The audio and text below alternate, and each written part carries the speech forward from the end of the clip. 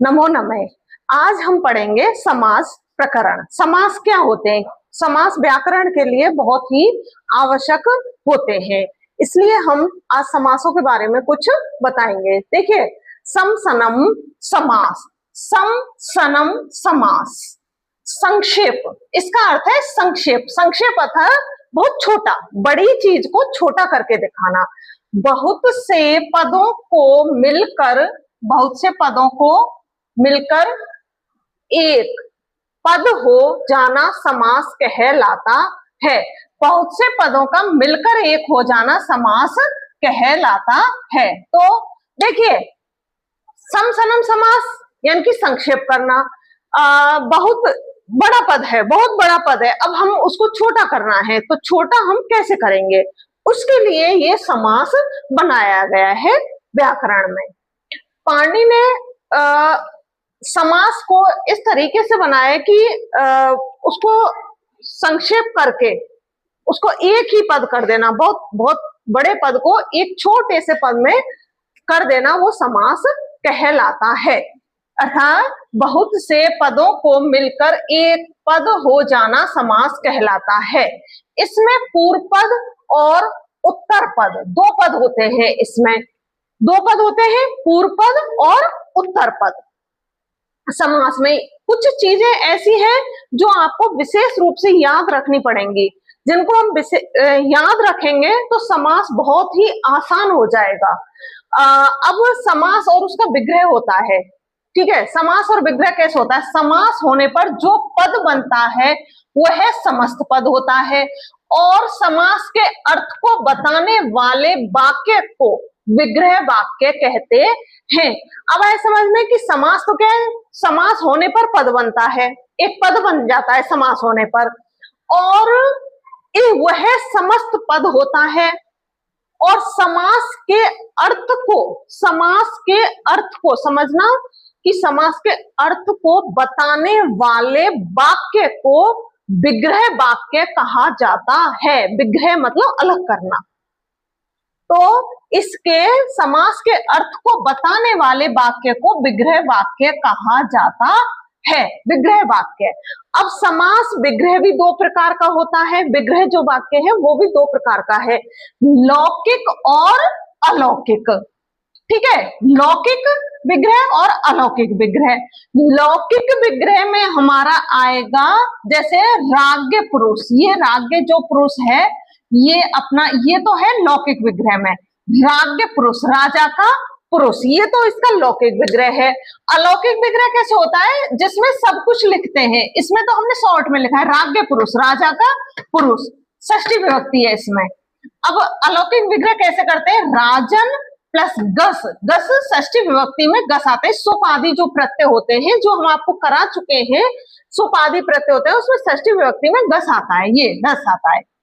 गस पुरुष प्लस सु, तो राजन गस पुरुष सु, ये होगा अपना अलौकिक विग्रह, अलौकिक विग्रह, ठीक है। तो इसमें आपको भेद पता चल गया होगा कि लौकिक विग्रह क्या होता है और अलौकिक विग्रह क्या होता है।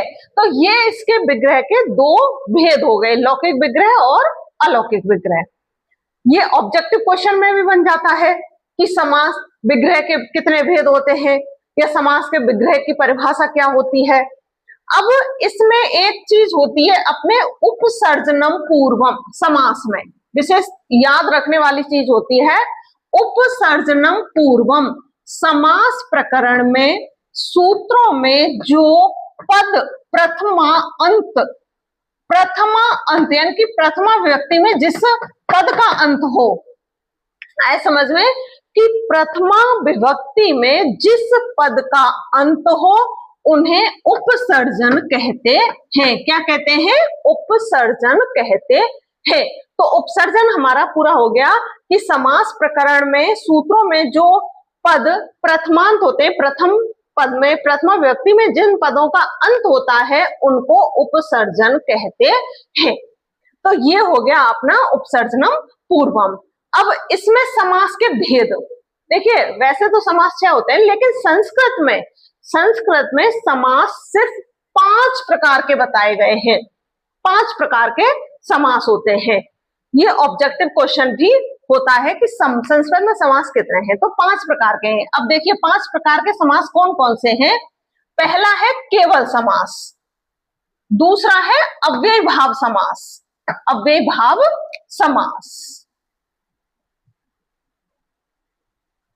तीसरा है अपना तत्पुरुष समास, चौथा है अपना बहुब्री समास, और पांचवा है अपना द्वंद्व समास। अब देखिए जो तत्पुरुष समास है ना, तत्पुरुष समास जो कर्मधारय और द्विगु समास तत्पुरुष का ही भेद है, एक नन तत्पुरुष होता है। तो हमारा जो कर्मधारय और द्विगु समास है वो अलग से समास नहीं माना गया है, वो तत्पुरुष का ही एक भेद होता है। तो तत्पुरुष का ही भेद हमारा कर्मधारय और द्विगु समास होता है। इसलिए समास 5 है, केवल समास, अव्यय भाव समास, तत्पुरुष समास, द्विगु और ये द्वंद्व समास और बहुब्री समास। कर्मधारय और द्विगु अलग हो गए। ठीक है, अब हम समास, जो समास के भेद हैं इनको हम अब पढ़ेंगे आगे। केवल समास, केवल समास क्या होता है। देखिए केवल समास 5 विशेष संज्ञाओं में कोई भी संज्ञा नहीं होती है, वह केवल समास होता है। समझना केवल समास क्या होता है कि हमारी जो विशेष संज्ञा होती है, संज्ञा जो हम आपको करा चुके हैं संज्ञा प्रकरण, तो इसमें 5 विशेष संज्ञाओं में कोई भी संज्ञा नहीं होती है, वह केवल समास होता है। इसमें सुबंत का सुबंत के साथ समांत होता है। सुबंत क्या होता है, सुपादि प्रत्यय होते हैं, सु औज सम और सस, ये हमारे सुबंत प्रत्यय होते हैं। तो सुबंत का सुबंत के साथ समास होता है। पूर्व पद की विभक्ति का लोप नहीं होता है, इसमें पूर्व पद की जो विभक्ति होती है उसका लोप नहीं होता है। वैसे हमारे समासों में क्या है, विभक्तियों का लोप हो जाता है, उनको दर्शाया नहीं जाता है, जब हम विग्रह करते हैं तब आता है। तो ये जो हमारा केवल समास है ये क्या कह रहा है कि 5 विशेष संज्ञाओं में कोई संज्ञा नहीं होती है, केवल समास होता है। सुबंत का सुबंत के साथ ही समास होता है। इसमें जो प्रथम विभक्ति होती है उसका लोप नहीं होता है। जैसे अब यहाँ उदाहरण के तौर पर जब हम बताएंगे तो देखिए ये है अपना भूतपूर्व, भूतपूर्व मतलब पहले का। तो इसका जब हम विग्रह करेंगे तो ये बनेगा अपना पूर्वम भूत, पूर्वम भूत।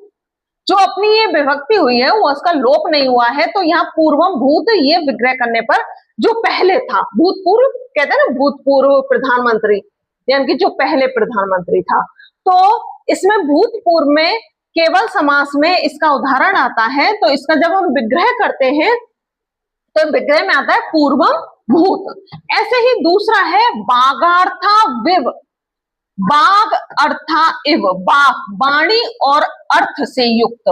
ठीक है, तो इसका जब हम विग्रह करेंगे तो कैसे करेंगे, बाग अर्थौ इव, बाग अर्थौ इव, वाणी और अर्थ के समान, वाणी और अर्थ के समान। तो ये इसका विग्रह हो गया बागार्थौ इव, बागार्थ विव का, बागार्थ विव का विग्रह हुआ बागार्थौ इव।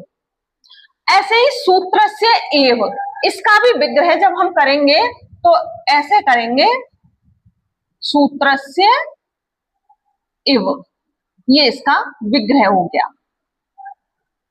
तो देखिए सूत्र से एव, सूत्रों के समान, तो सूत्र से एव यानी कि सूत्र से इव, ये इसका विग्रह हो गया। ये हमने कुछ उदाहरण आपको केवल समास के दे करके समझाया है, आपको समझ में आया होगा कि केवल समास क्या होता है। अब अगला हमारा जो समास है वो है अव्ययी भाव समास। देखिए इसको सुनने से ही लग रहा है अव्ययी भाव समास, जिसमें अव्यय, अव्यय की प्रधानता होती है, अव्यय शब्द होते हैं अपने। तो इस समास में पूर्व पद का अर्थ प्रधान रहता है। समझना कि जो अव्ययी भाव समास है अपना, इसमें जो पूर्व पद है उसका अर्थ प्रधान रहता है। पूर्व पद, अव्यय भाव में पूर्व पद अव्यय रहता है। इन 16 अर्थों में देखिए 16 अर्थ कौन कौन से हैं? पहला है विभक्ति, दूसरा समीप, तीसरा समृद्धि, चौथा वृद्धि यानी कि वृद्धि मतलब समृद्धि का अभाव, जहां समृद्धि नहीं हो। पांचवा है वस्तु का अभाव, छठा है नाश, सातवां है अनुचित, आठवां है शब्द की अभिव्यक्ति, शब्द को कैसे व्यक्त किया जाता है, नौवां है इसमें पश्चात, दसवां है इसमें यथा, 11वां है क्रमशः और 12वां है इसका पद। पद मतलब एक साथ होना।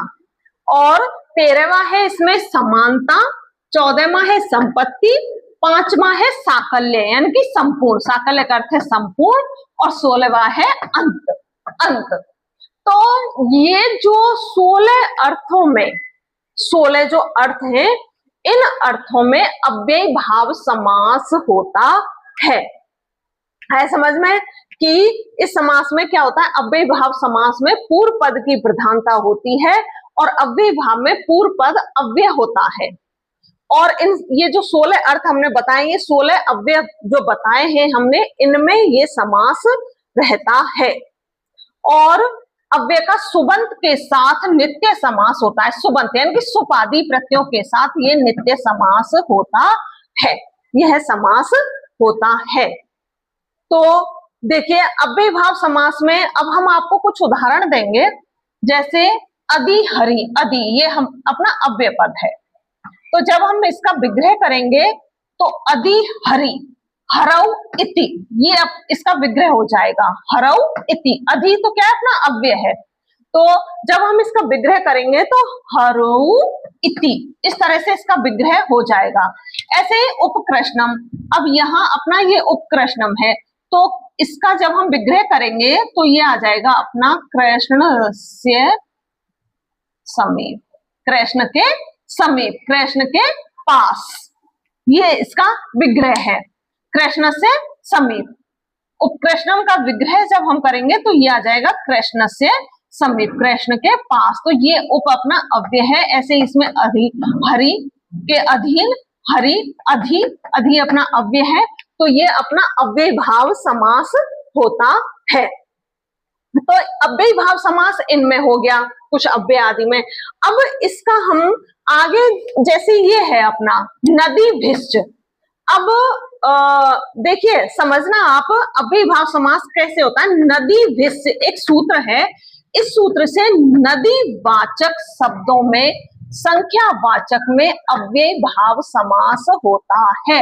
नदी भिष्ट ये जो अपना सूत्र है, जैसे अब संख्या वाचक में देखिए, संख्या वाचक नाम आते ही हमारे दिमाग में द्विगु समास आ जाता है, ठीक है। अब द्विगु समास सभी संख्यावाची शब्दों में नहीं होता है। यहाँ नदी भिष्ट से जो नदी वाचक संख्यावाचक जो शब्द है, उनमें अपना अव्यय भाव समास आता है। तो नदी वाचक जैसे गंगा नदी है, यमुना नदी है, सरयू नदी है, सरस्वती नदी है, तो यहाँ कह रहा है पंचगंगम, तो जब हम इसका विग्रह करेंगे तो अव्यय भाव समास में आएगा, ये आपको विशेष रूप से ध्यान रखना है। पंचगंगम, पंचा नाम, गंगा नाम, समाहार है, 5 गंगाओं का समूह आया समझ में। जहां 5 गंगाओं का समूह, गंगा नदी है अपनी, तो जहां गंगा नदी की 5 जो धाराएं निकल रही हैं अलग अलग, उसको हम पंचगंगम बोलते हैं उस जगह को। तो पंचगंगम, 5 पंचा नाम, गंगा नाम, समाहार है, यहां पर द्विगु नहीं होगा, यहां पर अपना अव्यय भाव समास होगा, क्योंकि ये नदीवाचक शब्द है और नदी भिष्ट से नदीवाचक शब्दों में अव्यय भाव समास है। ऐसे ही द्वय यमुनय, जहां यमुना की 2 धाराएं अलग अलग निकल रही हैं, उसको बोलते हैं द्वय यमुनय समाहार, 2 यमुनाओं का समूह, 2 यमुनाओं का समूह, 2 यमुना नदियों का समूह, द्वय यमुनयो समाहार, 2 यमुनाओं का समूह, इसमें भी अपना अव्यय भाव समास आएगा, क्योंकि यमुना भी अपनी नदी है, गंगा भी अपनी नदी है, तो इसमें अपना आएगा अव्यय भाव समास। ऐसे ही एक आता है बट वृक्ष या पंचवटी। पंचवटी 5 वृक्षों का समूह। पंचवटी जो जगह है जहां भगवान राम वनवास के समय रहे थे पंचवटी में, तो वहां 5 बट वृक्ष हैं, उनका जो समूह है वो उनको पंचवटी बोलते हैं। तो पंच बटानाम वृक्षानाम समाहारः, वहां पर भी अपना अव्ययभाव समास आएगा। अब ऐसे ही इसमें निर्मक्षिकम, निर्मक्षिकम मक्षिकाणाम अभाव, मक्खियों का अभाव,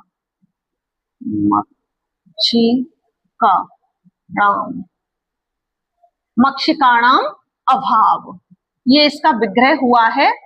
विग्रह यानी कि विग्रह निर्मक्षिकम, निर आ गया अव्यय, मतलब नहीं है, जो चीज नहीं है, जहां मक्खियों का अभाव है, जहां मक्खियां नहीं है, तो मक्षिकाणाम अभाव, उसको जब समास में एक पद में करेंगे, इसको मक्षिकाणाम अभाव, इस पूरे पद को जब एक संक्षेप में कर देंगे तो निर्मक्षिकम बन जाएगा। तो ये अपना समास हो जाएगा, अव्ययभाव समास हो जाएगा। देखिए अब समास आप समझ रहे होंगे कि एक पूरे, जैसे ये है पूरा पद है, पूरे पद को एक छोटे से उसमें बना दिया एक वाक्य में, तो वो समास हो गया, संक्षेप कर दिया उसका, ये हो गया अपना अव्ययभाव समास। अब अपना तीसरा है तत्पुरुष समास। देखिए तत्पुरुष समास, तत्पुरुष जिसके कर्मधारय और दिगु भी भेद है, इसमें जिस समास में उत्तर पद आप जानते हैं बाद वाला पद प्रधान रहे उसे तत्पुरुष समास कहते हैं। पूर्व पद में तो जो अपना तत्पुरुष समास है, इसमें उत्तर पद यानी कि जो बाद वाला पद क्या है, प्रधान रहता है। जैसे राज्ञ पुरुष, राजा का पुरुष, राजा का पुरुष, पुरुष क्या है, अपना प्रधान है, इसमें उत्तर पद है। तो इसमें उत्तर पद प्रधान रहता है, उसे तत्पुरुष कहते हैं। इसमें पूर्व पद में द्वितीय, तृतीय, चतुर्थी, पंचमी, षष्ठी और सप्तमी विभक्तियां छिपी रहती हैं। उत्तर पद प्रधान होता है, पूर्व पद जो होता है उसमें हमारी विभक्तियां छिपी रहती हैं। प्रथमा, द्वितीय, तृतीय, चतुर्थी, पंचमी, षष्ठी, सप्तमी, ये सारी जो विभक्तियां हैं वो हमारी पूर्व पद में छिपी रहती हैं। समास, तत्पुरुष समास में जो विग्रह करते समय लगती है, इसी अनुसार सु आदि विभक्तियां आएंगी। सुओजस आदि विभक्तियां आएंगी प्रथमा, द्वितीय, तृतीय के हिसाब से। तो अब आए समझ में कि तत्पुरुष समास क्या कहता है कि इसमें उत्तर पद यानी कि बाद वाला पद प्रधान होता है, पूर्व पद में सारी विभक्तियां लगी होती हैं, और फिर वो जब हम विग्रह करते हैं तो तब वो विभक्तियां प्रदर्शित होती हैं, हमारे सामने दिखाई देती हैं, वैसे वो छिपी रहती हैं। जैसे अब है इसमें जैसे तृतीय, जैसे कृष्ण आश्रित, ये द्वितीय विभक्ति में है, ठीक है। कृष्णम श्रित, कृष्ण पर आश्रित, कृष्णम श्रित, यहाँ द्वितीय विभक्ति लग गई। तो देखिए कृष्ण श्रित यहाँ पर छिपी हुई है अपनी विभक्ति, आश्रित ये अपना उत्तर पद है, ये अपना पूर्व पद है। तो जो उत्तर पद है इसमें हमारी जो है ये प्रधान है, और कृष्णम इसमें द्वितीय विभक्ति जो है छिपी हुई है प्रथम पद में।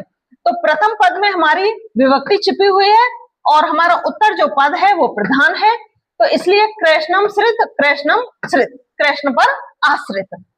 तो ये अपना हो गया द्वितीय तत्पुरुष।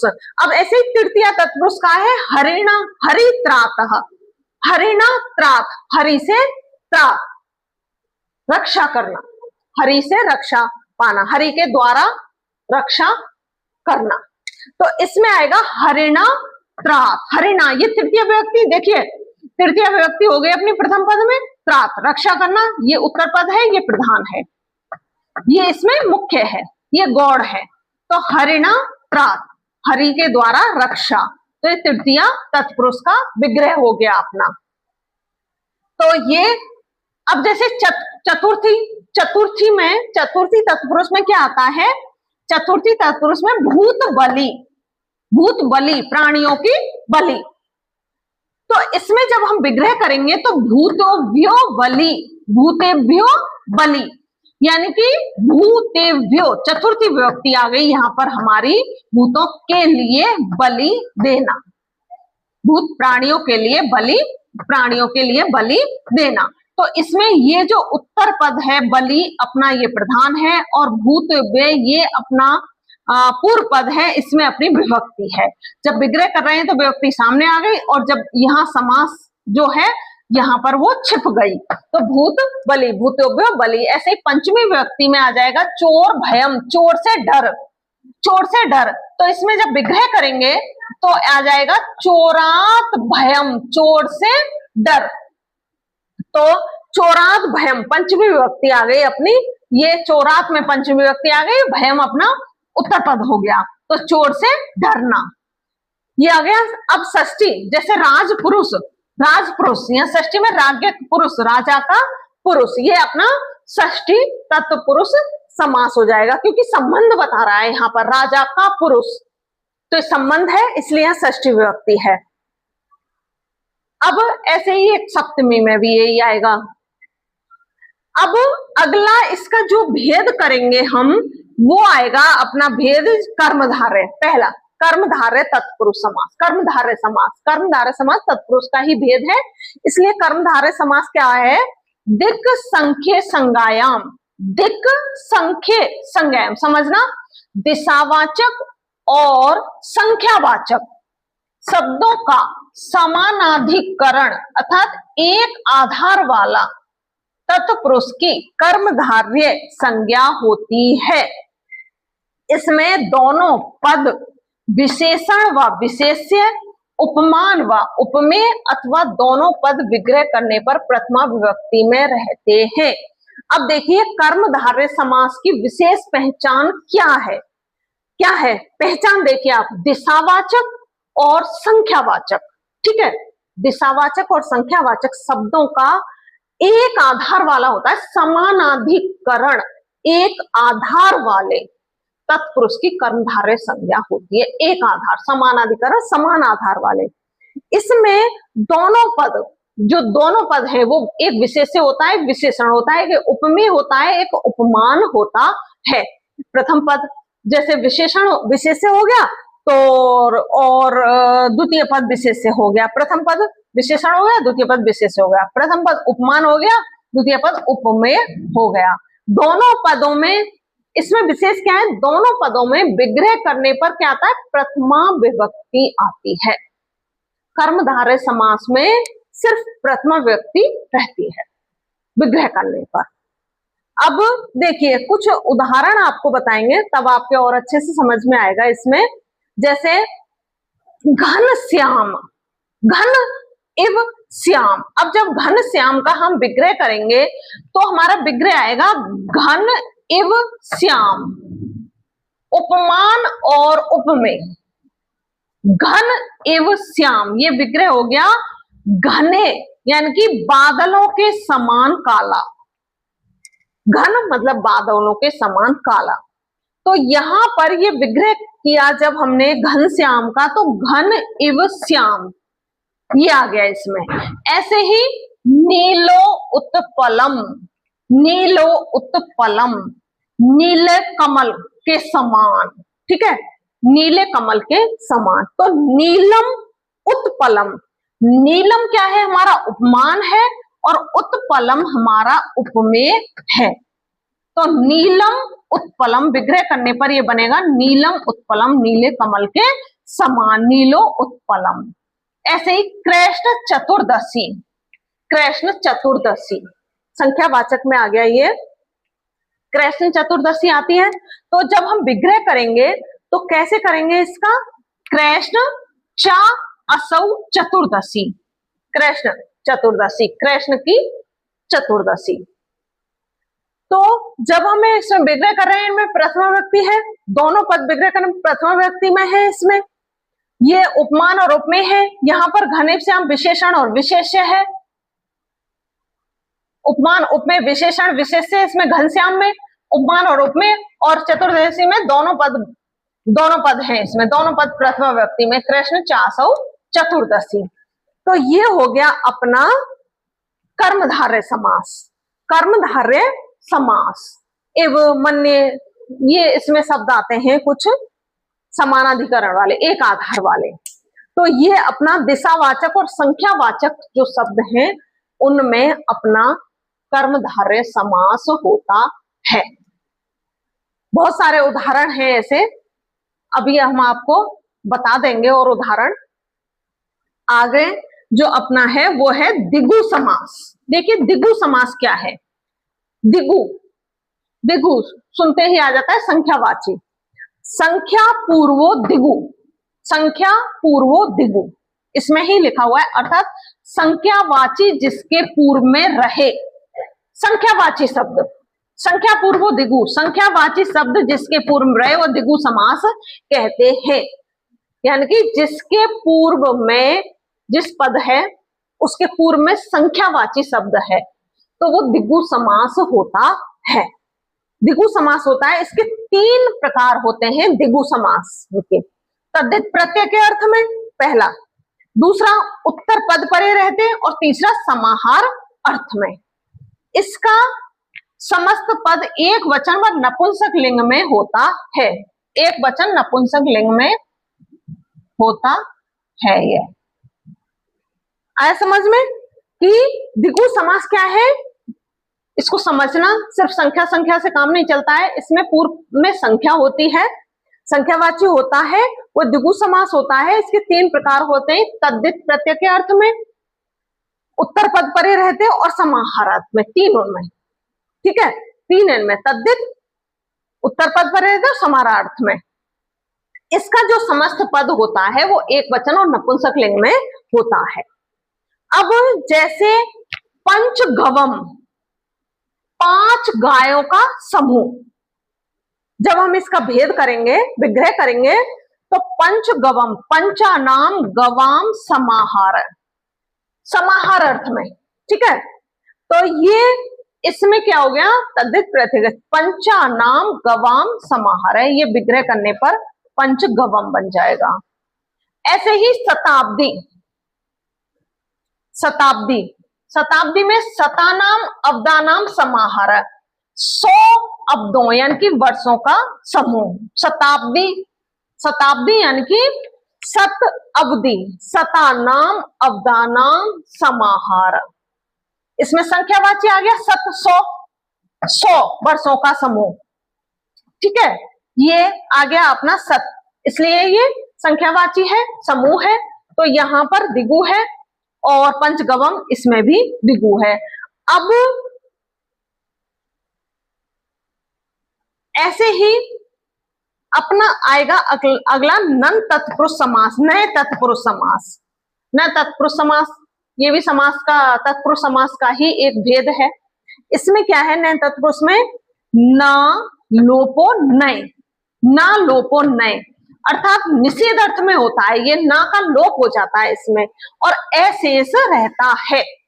यानी कि इसमें जो ना है नन तत्पुरुष समास में ना का लोप हो जाता है और इसमें सिर्फ अशेष रहता है। नन तत्पुरुष समास में ना लोपो नए अर्थात निषेध अर्थ में होता है, ये निषेध अर्थ, मना करने के अर्थ में, मना करने के अर्थ में होता है ये, और इसमें ने का लोप होकर के ने में जो ए है वो अशेष रहता है।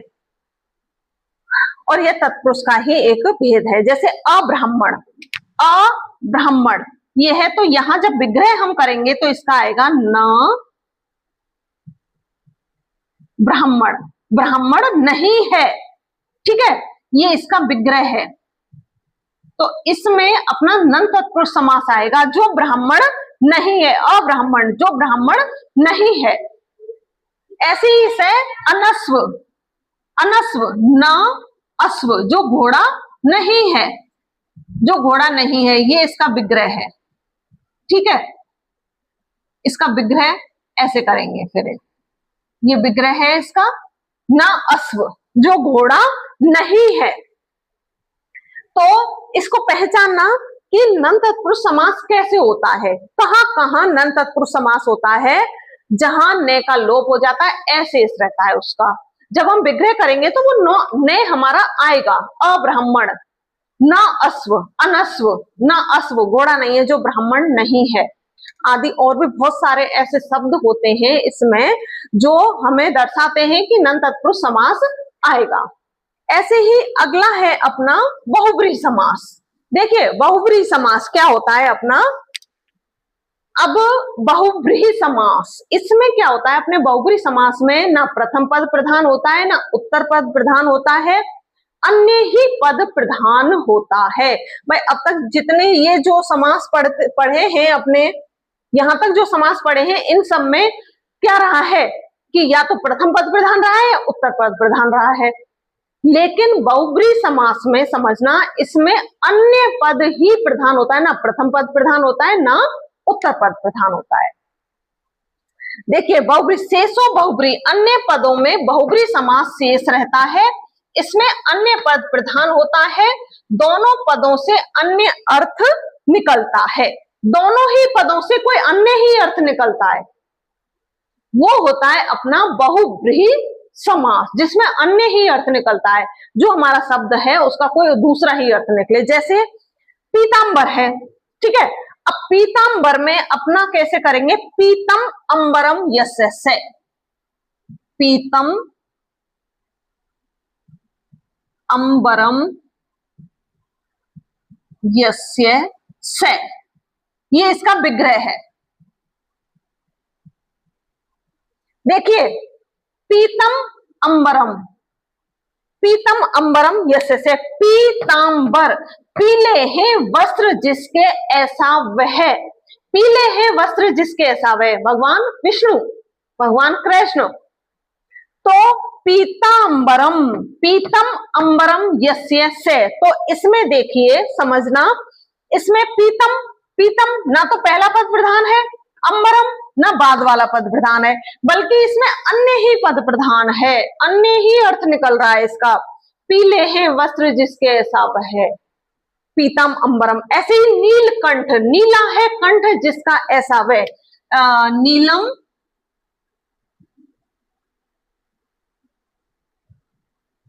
कंठम यस्य से।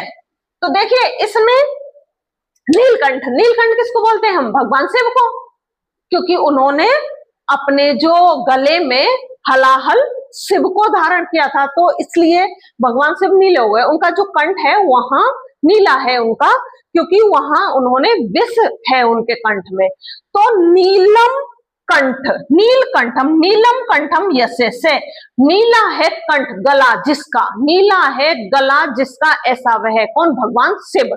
अन्य ही अर्थ निकल गया, ना तो प्रथम पद का अर्थ प्रधान है और ना ही उत्तर पद प्रधान है। तो देखिए ना तो प्रथम पद प्रधान ना उत्तर पद प्रधान, इसमें अन्य ही पद प्रधान है, शब्द का अन्य ही अर्थ निकलता है। नीलम कंठम यस्य से, नीलकंठ भगवान शिव।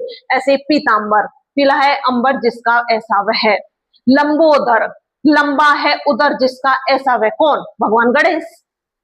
लंब उदरम यस्य से, लंबोदर।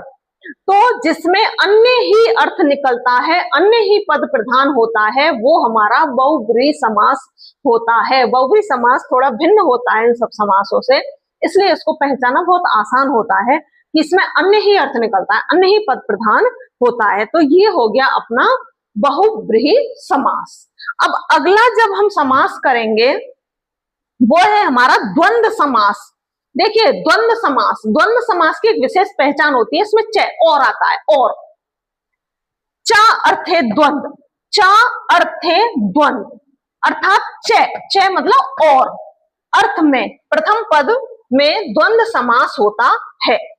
यानी कि इसमें च की विशेष, इसमें च जो शब्द है उसकी विशेषता होती है, च का अर्थ है और, इसकी विशेषता होती है।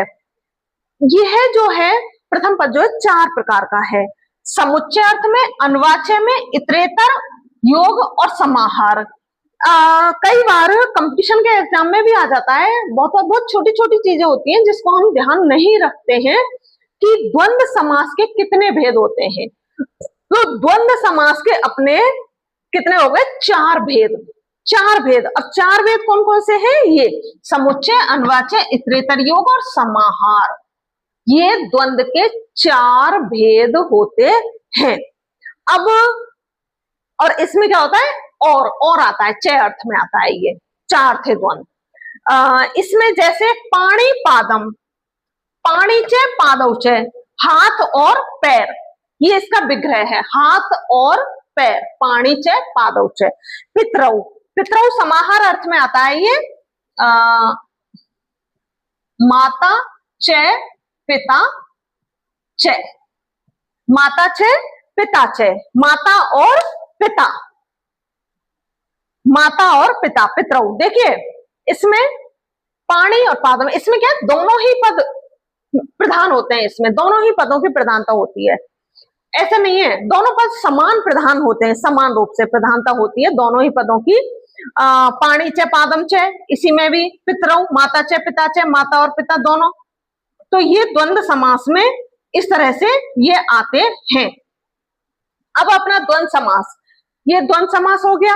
एक होता है अलुक समास, अलुक समास जिसमें अ जो है छिपा हुआ रहता है, ए का लोप रहता है, वो होता है अपना अलुक समास। तो ये अपने समास हो गए और हमने बहुत ही आसान तरीके से संक्षेप में आपको समझाने का प्रयास किया है। और आगे इसकी हम अभी आपको कुछ सारणी में कुछ समासों के उदाहरण अभी आपको बता देंगे। धन्यवाद। देखिए अलुक समास, इसमें यह है कि जिसमें पूर्व पद की विभक्ति, पूर्व पद की विभक्ति का लोप नहीं होता है।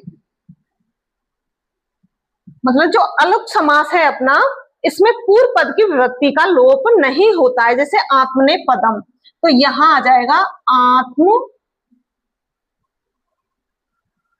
आत्मने पदम, ये अपना विग्रह है। तो देखिए अलुक समास, अलुक समास अपना क्या कह रहा है कि जिसमें पूर्व पद की विभक्ति का लोप नहीं होता है उसे अलुक समास कहते हैं। अलुक समास जैसे आत्मने पदम, आत्मने पदम, यहां पर लोप नहीं हुआ है किसी विभक्ति का, पूरा ऐसे की ऐसे ही ये आ गया है, ये अपना अलुक समास होता है। जैसे युधिष्ठिरम, युधि स्थिरम, ऐसे ही इसमें दूसरा आ जाएगा युधिष्ठिर, युधिष्ठिर, विग्रह करेंगे तो ऐसे आएगा युधि प्लस प्लस स्थिर, स्थिर। ये अपना जब विग्रह करेंगे तो ऐसे आएगा युधिष्ठिर, युधि प्लस युधि स्थिर, ये अपना अलुक समास हो गया। अब आपके समास पूर्ण हो गए हैं।